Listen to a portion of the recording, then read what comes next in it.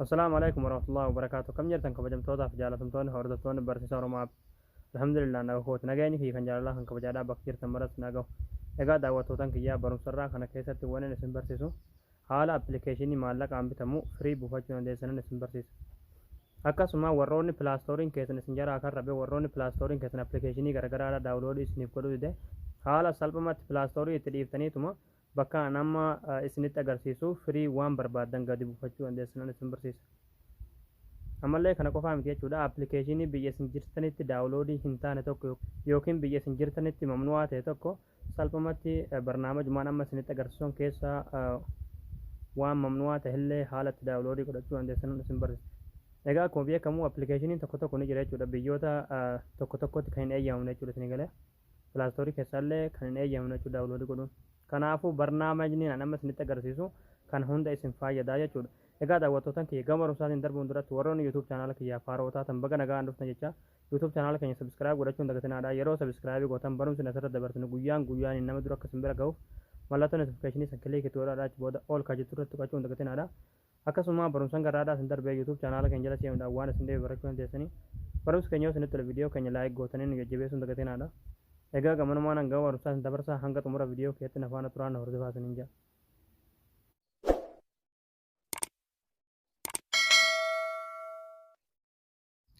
Hayyee daawwattootaan kiyya appilikeeshinichi kan asirratti agartan kana jechuudha Aaroo Restoor kan jedhu kana jechuudha.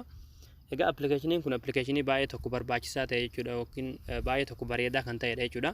Appilikeeshinii pilaastoorii keessatti maallaqaan gurguramu yookiin maallaqaan bitamu as keessa ammoo firii kafaltii tokko malee daawuloodii godhachuu dandeessanii akkasuma warroonni pilaastooriin keessan rakkoo qabu yookiin rakkoo isin duraa godhatee appilikeeshinii garagaraadhaa daawuloodii isinii godhuu dide kana keessaa xawwaalii daawuloodii godhachuu ni dandeessanii daawuloodii isiniif fudha jechuudha isinii galee. Akkasuma appilikeeshinii biyya tokko tokkotti yookiin biyya isin jirtanitti daawuloodii godhuun hin eeyyamamne tokko yookiin pilaastoorii keessatti dhowwamaa tokko jechuudha.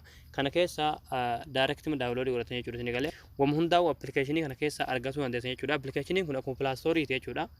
Waan barbaadan keessa argitan jechuudha. Garuu pilaastooriidhaan baay'ee tokko garaagarummaa qaba jechuudha. Akkuma isin jedhee appilikeeshinii pilaastoorii keessatti maallaqaan gurguramu as keessaa firii daawuloodii godhatanii akkasuma appilikeeshinii pilaastooriin daawuloodii isiniif godhuu kana keessa firima daawuloodii godhatanii jechuudha isin galee xawwaalima daawuloodii isinii godha. Waa baay'ee nama gargaara jechuudha appilikeeshiniin kun haalaan bareedaadha jechuudha. So daawuloodii godhatanii itti fayyadamtanii baay'ee tokko isin fayyada jechuudha. Egaa linkii appilikeeshinii kanaadha komentii awwalaa irraan isinii ka'a yookiin description boxii jalaan isinii ka'a. Egaa appilikeeshinichi akkaawuntii garagaraadhaa isin hin gaafatu jechuudha. Xawwaalima isinii banama. Yeroo daawuloodii godhatan irratti kilikni gootanii achi booda haala kanaan fuula kana isiniif fidaa next kana kilikni gootanii ammallee haala kanaan raayit sana guutaniiti accept ka jedhu kilik gootanii eeyyama kana taniif jechuudha. Ammallee next kilik itti gootu ammallee kuni wanta garagaraa direct moodii manaamni qayyaruudha. Yoo feetan immoo system irratti dhiiftaniiti next kilik gootanii ammallee next kilik gootanii ammallee grant ka jedhu kana kilik gootanii ammallee alloo kilik gootu ammallee fonish ka jedhu kana kilik gootu ammallee haala kanaan waa lama isinii baasa jechuudha. Yoo feetan googiliidhaan seenuu dandeessanii yoo feetan immoo yoo akkaawuntii googilii hin barbaannu jettan jechuudha.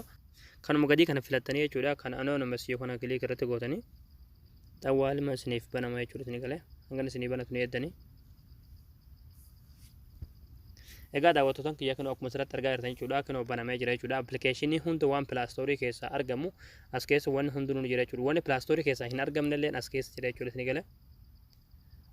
Kana keessatti wanni hundinuu firiidha jechuudha. Kana keessaa waan barbaadan daawuloodii godhachuu dandeessanii jechuudha. Akkuma pilaastooriiti jechuudha.